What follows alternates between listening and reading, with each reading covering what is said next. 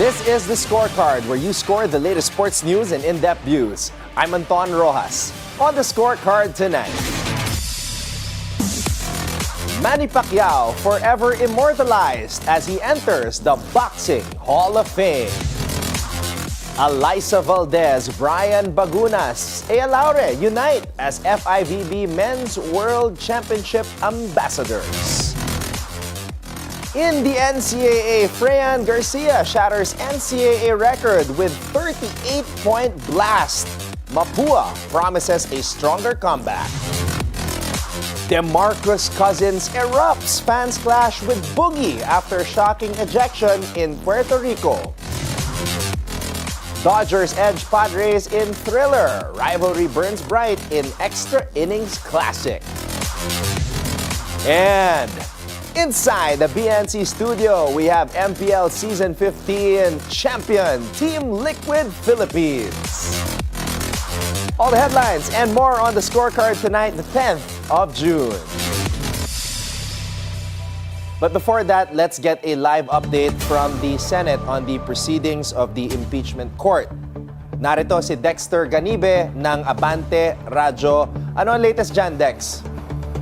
Yes, Anton, magandang gabi. Katatapos lang magbotohan ng mga senador at nagdesisyon na ang impeachment court. Voting as an impeachment court, 18 senator judges decided to return the impeachment case against Vice President Sara Duterte to the House of Representatives. Only 5 senators say otherwise, including Senators Nancy Binay, Grace Poe, Win Gatchalian, Riza Ontiveros, and Coco Pimentel. Around 9 o'clock tonight, the impeachment court has decided. This impeachment court was convened around 6:15 o'clock tonight, right after the senator judges took their oaths as senator judges. The oath-taking, Anton, commenced after Senator Bato de la Rosa mentioned during the regular session this afternoon, asking the Senate to dismiss the impeachment. But the senators agreed that they can only act on the motion of de la Rosa at the impeachment court. That is why the oath-taking and the convening of the impeachment court took place.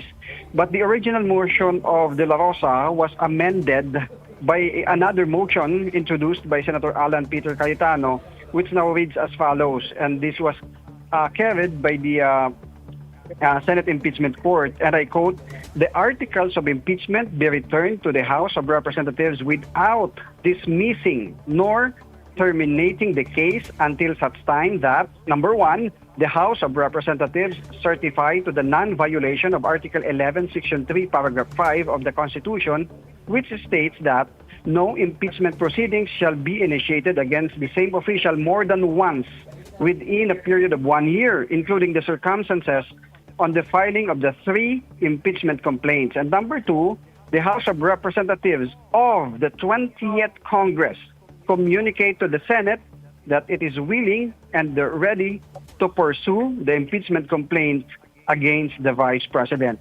By tomorrow, Anton, the articles of impeachment and its annexes of almost 400 pages will be sent back to the House of Representatives. Anton? Thank you very much, Dexter Ganibe of Abante Radyo. Keep up the good work. Live mula sa Senado. Now, let's get to our sports roundup. History has been written once again. The pride of the Philippines, the legendary Manny Pacquiao, is now enshrined among the all-time greats inside the International Boxing Hall of Fame.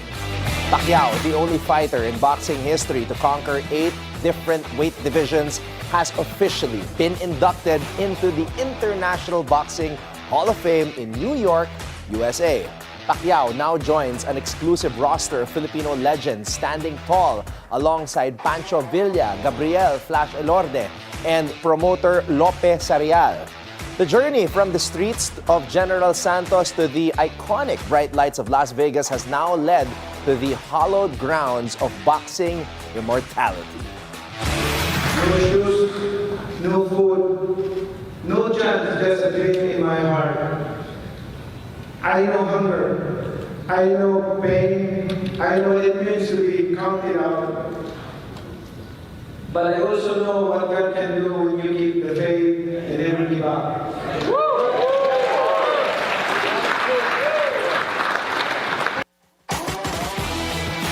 But hold on. Pacman's story is far from over. He is set to make a comeback this July 19 against Mexico's Mario Barrios for the WBC welterweight title. He has been deeply immersed in his training camp but took time to celebrate his induction into the Hall of Fame. From humble beginnings to immortality in boxing, Pacquiao's journey continues to inspire. Volleyball fans, get ready because the power trio of Philippine women's volleyball is here to make waves. They have been unveiled as official ambassadors of the highly anticipated FIVB Men's Volleyball World Championship. Philippine volleyball superstar Alyssa Valdez has been named one of the ambassadors. She joins Alas Pilipinas stars Bryan Bagunas and Eya Laure in leading the country's promotional charge for the prestigious global event. The announcement marks exactly 94 days before the World Championships serve off. But wait, there's more. Before the world's best teams take center court, local fans will be treated to a volleyball feast as the PNVF stages the Alas Invitationals from June 10 to 12. The Philippine men's national team will clash with volleyball powerhouses Hyundai, Jakarta's Bayangkara, and the national squad of Thailand. With Valdez, Bagunas, and Laure leading the charge, Filipino volleyball pride is set to shine bright on the world stage. Now, when the lights are brightest, some players shine the most. Freighanne Garcia just torched the NCAA record books, and she is far from done. Mapua University may have finished 4th in NCAA Season 100 women's volleyball, but Freighanne Garcia gave the Lady Cardinals and the entire league something to talk about. In a thrilling 5-set showdown against Arellano University, Mapua fell short 27-25, 22-25, 31-29, 20-25, 15-19. But Garcia delivered an unforgettable performance. The second-year outside hitter erupted for 38 points, breaking the previous NCAA record of 37 held by Letran's Vanessa Sari. Garcia's record night featured 37 powerful attacks and 1 block, all fueled by pure passion. And the best part, she did not even know she was making history. Before joining Mapua, Garcia sharpened her game at the University of the East High School and De La Salle Lipa. Now she is one of the most feared scorers in collegiate volleyball. With a record in hand and redemption on their minds, Freighanne Garcia and Mapua are ready to write the next chapter. When DeMarcus Cousins steps on the court, you get talent, you get fire, and sometimes that fire ignites everything around him. And it happened after a heated baloncesto superior national showdown. Guaynabo Mets versus Vaqueros de Bayamon. With tensions rising in the final minutes, Cousins, aka Boogie, got into a physical exchange in the paint. Words, shoves, and then back-to-back technical fouls. He was ejected, but the drama did not end there. As Cousins walked to the tunnel, he gestured to the crowd. Fans responded with drinks, trash, and that set him off. Cousins charged toward the stands. Security scrambled. He shoved through bodies trying to reach the fans. The scene turned ugly in seconds. Teammates and staff had to pull him away. This type of outburst is nothing new, though, for Cousins. During his NBA career, he racked up technical fouls, built a reputation as a volatile yet dominant force. 4-time NBA All-Star, okay, but never far from controversy. Now, the BSN League, which brought him in for star power, faces a test. Player conduct, fan safety, discipline. No official statement yet, though, but consequences are coming. One thing is clear. Boogie may be out of the NBA, but the headlines and the fireworks still follow him everywhere. And on this night in Puerto Rico, Boogie burned hotter than ever. In Major League Baseball, rivalries are earned, not declared. At the Petco Park, Dodgers versus Padres. This matchup showed exactly why this West Coast battle is now must-watch baseball. In an electrifying 8-7 win in 10 innings, the Dodgers outlasted the Padres in a game that had all the intensity of a playoff showdown. Both teams came out swinging, scoring twice in the first inning. Leads changed hands 3 times in a wild opening few frames. capped by Tyler Wade's bases-loaded triple for San Diego and a 2-run blast from Will Smith for the Dodgers. The game was tied again in the 5th and remained deadlocked until the 10th when the Dodgers seized control. Andy Pages opened the frame with a laser RBI double. Tommy Edman followed with a fortunate RBI single off second base, giving LA the edge. The Padres rallied late, but Dodgers closer Tanner Scott slammed the door, securing the win in this season's first chapter of the rivalry. Round 1 to the Dodgers, but this West Coast heavyweight fight is just getting started. Tabla na ang serye sa NBA Finals sa pagitan ng Oklahoma City at Indiana matapos talunin ng Thunder ang Pacers sa Game 2, 123-107. Nanguna sa atake ng koponan ni Mark Daigneault ang reigning league MVP na si Shai Gilgeous-Alexander. The Canadian-born star is putting up historic numbers as he scored the most points ever by a player in his first 2 career NBA Finals games, breaking the previous record held by the answer, Allen Iverson. Now, SGA has been on an absolute tear as of late, particularly at home, scoring 30-plus points in 9 straight home games this postseason. Ngayon, hindi lang si Shai ang gumawa. Nagising na rin ang kanilang 7-1 center na si Chet Holmgren. Gaya ng sinabi ko sa aking report sa agenda noong linggo, watch out for Chet in Game 2. And he indeed showed up and finished with 15 points in 27 minutes of play. Now, what went wrong for Indiana? Well, for one, they didn't rebound the ball the same way they did in Game 1. It was as if OKC just wanted it more. Plain and simple.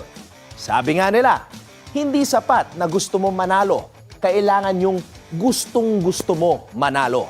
Another thing, in the battle of star point guards, SGA clearly outplayed, outshined, and outperformed Hallie in Game 2. Now, as the series shifts to Indiana for Game 3, expect a more aggressive and comfortable Pacers squad. Their overall home record this season is 35-13, 6-2 in the playoffs. But despite this, the Thunder are still 5-point favorites to win Game 3. Kaya naman, markahan niyo na po ang inyong mga kalendaryo. Huwebes ng umaga, 8:30 a.m. on June 12. OKC at Indy. Masaya to. And here's your daily dose of sports lingo. In ice hockey, when players, fans, or commentators call a game chippy, we're not talking about the snacks, okay? Not the snacks. In hockey terms, a chippy game means the action on the ice has become rough, physical, and filled with little extra shoves, slashes, and trash talk after the whistle. It's a sign that tensions are rising, emotions are boiling over, and both teams are playing with an edge. A chippy game doesn't always result in full-on fights, but you'll notice the pushing and players trying to get under each other's skin. So the next time you hear the word chippy during a broadcast, you'll know the game has gone from just fast and skilled to physical, emotional, and downright intense, knowing anything can happen in a chippy game. Now it's time for our off-court buzzer. Stilettos, spikes. The 2025 PVL Rookie Draft Night dazzles in high fashion and high volleyball stakes strut. Slay, serve. Let's take a look back at how the Volleybells owned the night in heels this time. It was a night where fashion reigned just as much as athleticism, with the country's brightest volleyball hopefuls all glammed up and red carpet worthy looks during the 2025 PVL Rookie Draft. As cameras flashed and fans held their breath, 29 aspiring queens of the court heard their names called, sealing their spots in the professional ranks. In a league where athletes now set trends both on the court and on street fashion, the 2025 PVL Rookie Draft Night delivered drama, design, and destiny. And as the curtain closed on this fashion-forward volleyball extravaganza, one thing was clear. In the Premier Volleyball League, style is a serve, and every player came the sleigh. That's our roundup for tonight, the 10th of June. Up next, you wouldn't want to miss this. They are here in the building. MPL Season 15 champions, Team Liquid Philippines. When we return right here on The Scorecard.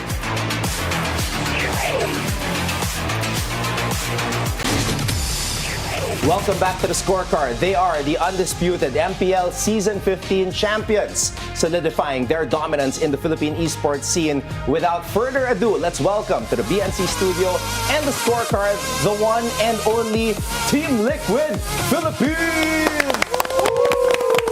Sir, starting off with their coach, Coach RC. Kasama rin natin, the Filipino sniper, Oheb. The young goat, Carl TZ. The guy with the best hair dahil parehas kami nakamolet. We have Sanford. The finals MVP and the Infinix greatest teammate ever, Sanji. Sixth man of the year, Perks Ziva. Yes, sir. At syempre, nag-MVP sa Game 1, the guy who set the tone, JP. Palakpakan natin, Team Liquid Philippines.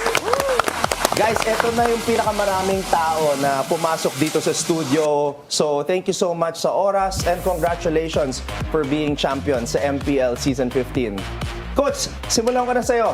Champions in 3 of the last 5 seasons. How do you maintain itong klaseng success? Since kakapasok ko lang din sa org namin this season, nireflect ko lang din kung ano yung ginawa nila ng mga last seasons. Kung ano yung mga ginawa nila, siguro may mga in-adjust lang, tapos may mga minmaintain kami. Like discipline and playstyle, may mga minix din kami since bago lang din si Oheb sa amin. Oo. Okay, bago lang si Oheb, pero may tinatawag na sa kanila ni Carl TZ, Baby Cakes. The Baby Cakes tandem. Gusto ko lang malaman, saan ba nagsimula itong Baby Cakes na to? And nakakatuwa kasi when I was there at the Champions Arena, may mga humihirit na, wag mo galawin yung Baby Cakes ko. Paano ba nagsimula, Oheb tsaka Carl TZ? Pakikwento naman. Ano po, nung una po talaga yung tawag po doon, KO Connection po, ganun. Yeah. Tapos, meron po kasing post sa Facebook na group na nag-comment po si Sanji na kung ano daw maganda itawag sa duo namin. Okay. Sabay sabi niya po, Baby Cakes Duo. Tapos yung MPL naman po parang sineryoso, ganun. So, kumbaga, sinakyan na lang. Oo, sinakyan po. Okay. Oheb, so bago ka sa team, how fast were you able to adjust na makasama itong mga to? Sobrang galing din kasi nila makasama eh. Okay. Parang hindi ako yung nag-adjust eh. Parang sila yung nag-adjust para sa akin kasi nung kakapasok ko, parang sobrang welcome na ako agad sa team. Parang hindi ko na kailangan mag-adjust, makipag-close sa kanila. Sila na mismo lumalapit sa akin. Okay. Sanford, nung dumating si Oheb sa team, naisip mo ba na, nako, parang nakakuha kami ng isang malaking isda at pwede mag-champion? Ano yung feeling ba na isang Oheb ang nakapasok sa Team Liquid Philippines? Sa akin po sobrang ironic po kasi naging rival po namin siya before and nung nakasama po namin siya, ang dami rin po namin lessons na natutunan sa kanya. So sobrang grateful po kami talaga na kasama namin ang isang Filipino sniper. Nako naman. Okay. Finals MVP, Sanji. Grabe. Sa Game 5 ka rin nag-MVP? Tama ba o si Oheb ang sa Game 5? Kasi alam ko, nakadalawang MVP ka Sanji yata. Okay, si Sanji. Kasi yun yung pinaka-crucial kasi 2-2 nun. O, kamusta naman? Ikaw ang hinirang na Finals MVP dun sa MPL Season 15 Grand Finals. Sa akin po, feel ko di ko tanggap kasi nung una po, di ko talaga tanggap kasi feel ko talaga si Kel po talaga yung mag-MVP. So, nung katagalan na, yun, natanggap ko na rin. Oh. Speaking of MVP, si JP ang unang nag-MVP. Game number 1, nakakain ka na ba ng steak? Di po natuloy po eh. Bakit naman? Bakit naman? Change of plan daw po. Coach, baka parang may utang ka pang steak dito kay kay JP Kasi nung nag-usap kami after nila mag-champion, sabi ko, saan ka pupunta ngayon? Saan kayo magsi-celebrate? Magsi-steak daw. Mag-steak po talaga kami noon, kaso anong oras na rin po kasi kami nakauwi that time. So, Oo nga, medyo naghanap late na na lang rin. din po kami ng available na restaurant na pwede namin kainan. Well, that's true kasi halos 1 a.m. na natapos yung grand finals, pati yung tinapos nyo, yung media sessions, the photo sessions and everything. And of course, syempre, behind the scenes, 6th man of the year, Perk Ziva. Mr. Perkziba, kamusta naman yung being a part of this Team Liquid Philippines? Kamusta naman? Kinabahan ka ba? Kasi syempre, pinapanood mo sila habang lumalaban doon. Di po kasi alam mong sobrang lakas nila eh. Nasa kanila na lang kung malalaro nila yung laro nila. Okay. Alright, Coach, ano po ba ang next after this big win sa MPL Season 15? Meron po kaming pinag-aandaan na EWC, which is the MSC 2025 sa Saudi Riyadh po. Yeah. Yun po yung pinakamalaking tournament na sasalihan namin, and hindi lang po yung names and org namin yung ire-represent namin, kundi yung flag ng Philippines. Okay. So kailangan namin magpagandaan po talaga ng maigi. So yun yung next na maaabangan ng tao dito po. sa Team Liquid Philippines. Okay, before we get to some fun questions with regards to, para makilala pa natin ng husto, itong mga batang to dito sa esports community, the MPL champions for Season 15, Team Liquid Philippines. I just want to ask Oheb and of course Carl TZ, tuwing napapatay ka, Oheb, napansin ko, yung crowd talaga parang so, ikaw ba? Ano yung reaction sa'yo? How does that affect you? And how do you stay mentally strong kapag yun, nagkakaroon ka ng setback? Kapag nangyayari sa akin yun, parang lagi rin naman ako chine-cheer ng mga kampi ko. Kaya hindi nawawala yung composure ko sa laro, and madali lang ako nakakabawi kasi magkamali man ako, parang andyan lang sila sa likod ko. Parang kaya akong pabawiin at protektahan pa rin. Para kay Carl naman, sinabi kasi nila sa akin na tanungin daw kita about your haircut. Ano ba yung hairstyle mo? De, joke lang.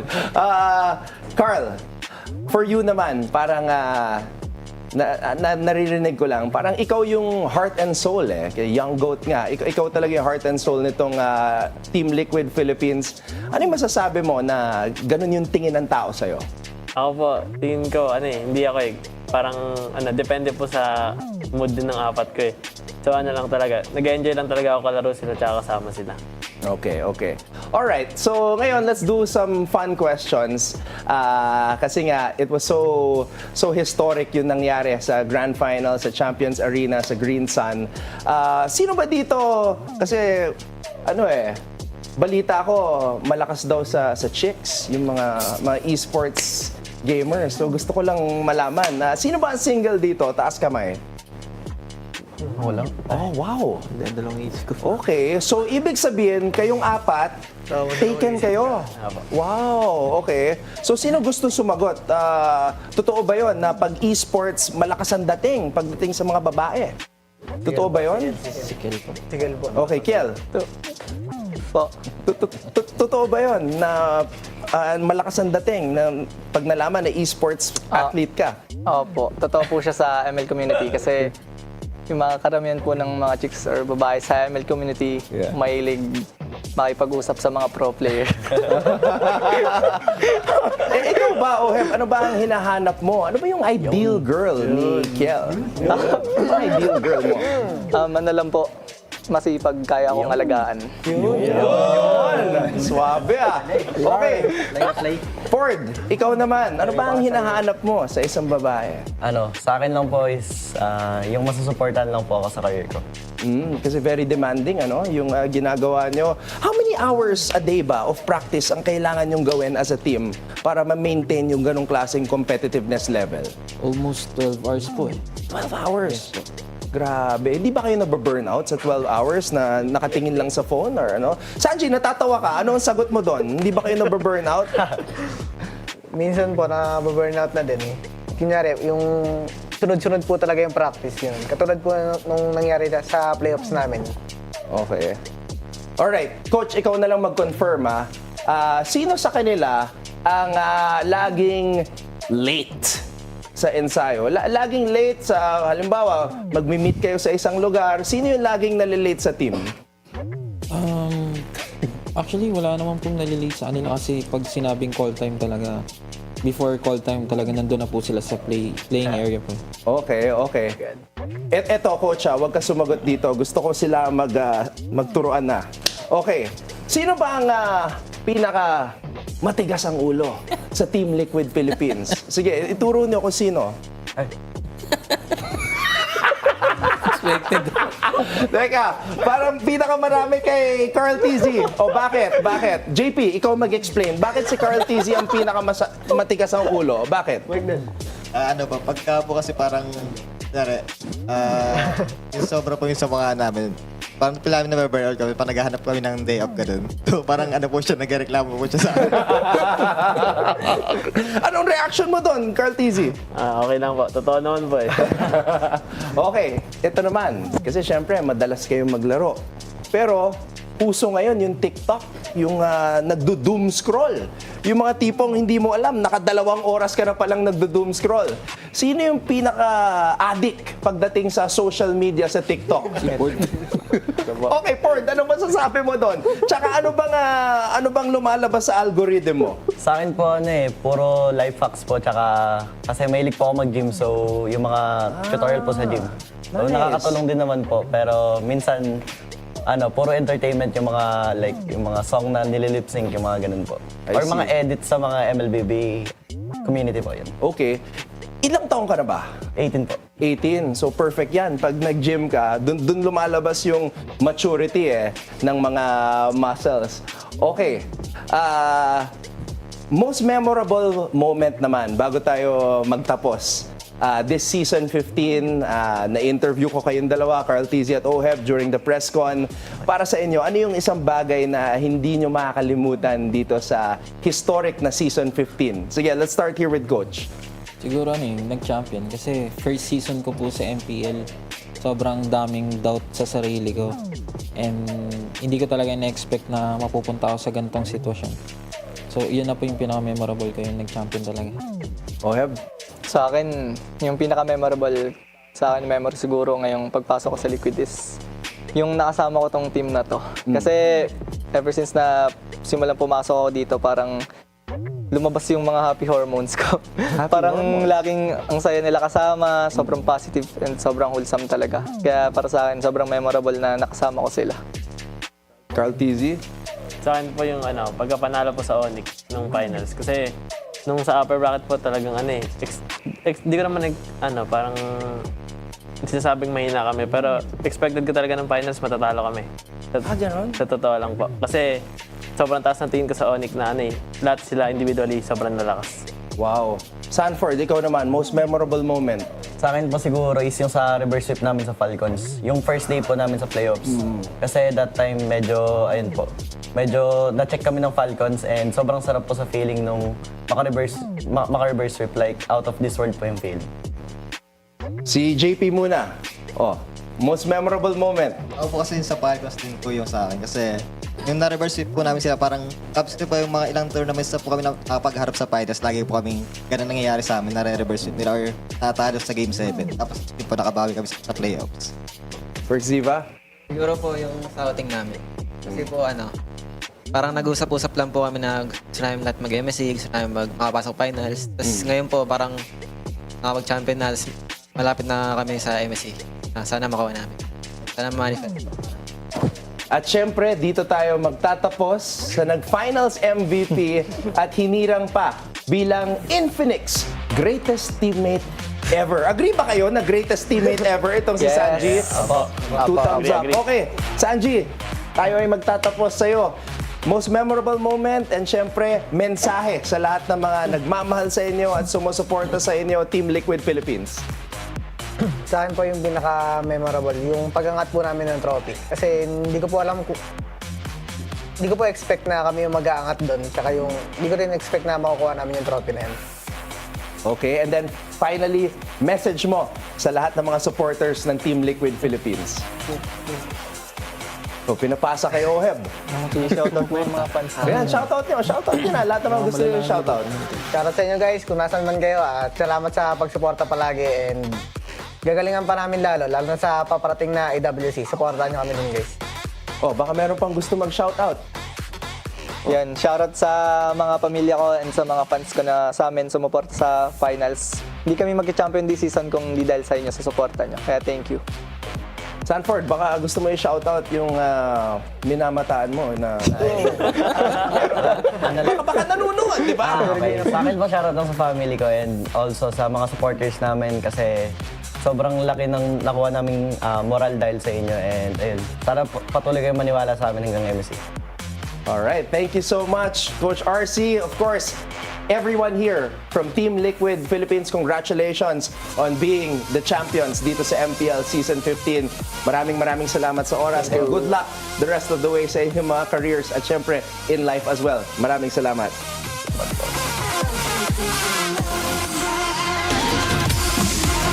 Up next, SGA may be blazing through these finals, but the Pacers have their own answer in Tyrese Halliburton, clutch plays, surprise contributors, and a whole lot of fireworks still to come. Who takes control in Game 3? Let's talk about it. So you can keep your eyes on the prize.